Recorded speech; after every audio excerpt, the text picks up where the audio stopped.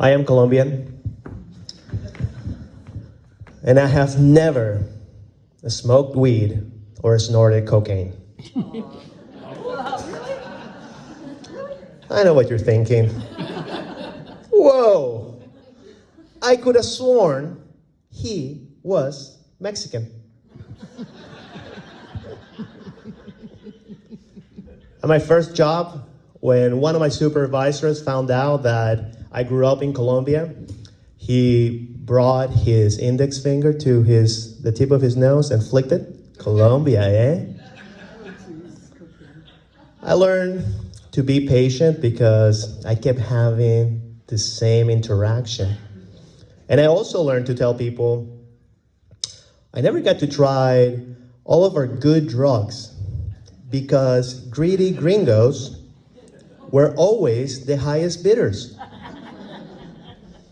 Why develop a drug habit on low quality drugs? Cartels can be monsters to kids, women, the elderly, but they respect the sanctity of open market competition. They're not savages.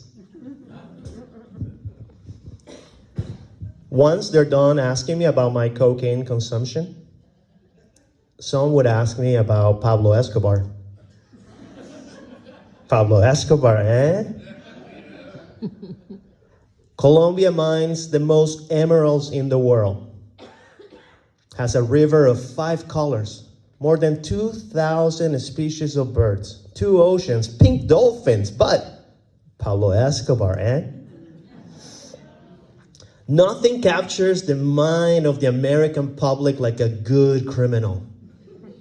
And many believe that Escobar was sort of like a Robin Hood, which is true. If Robin Hood bombed anyone who wasn't part of his gang. Calling Escobar a Robin Hood is like calling Bill Cosby a Me Too ally.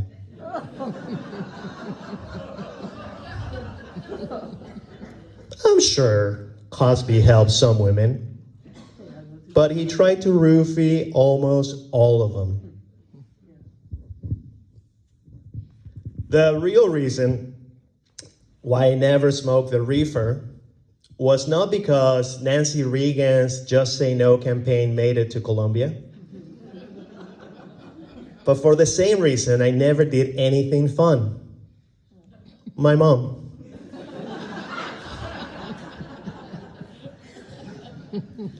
My mom used her sandal or chancleta as a fear tactic. But fear was her fear tactic. She scared me shitless of doing anything fun that a teenager would do. Drinking, sex, living without guilt, all out the window. Smoking the pot was also on the list. She would tell me, Carlos Eduardo, you are asthmatic. If you smoke marijuana, you will die. Later, I found out that not everything my mom said was true. But by then, there was no appeal to start smoking the chronic. Until I met my wife. My dad warned me to find myself a God-fearing woman and not a devil woman. But my wife knew the way of the world. So I had to lock that down, and we got engaged. Her cousins took us to celebrate on a joint bachelorette party. Here's another hint that I was the kind of guy that had never smoked the grass. I was thrilled to have a joint bachelorette party. They rented a bus and took us to 3 wineries in Sonoma County. And at the second one, someone produced what our learnings technically describe as a doobie. I'm gonna call him Blake because that's his name. And he offered it to me. And at that moment I thought, for nearly 30 years, I have parted my hair to the right, tucking my shirt, kept my asshole tight. Why not? I've always been a goody tissues, which is how I used to say goody two shoes.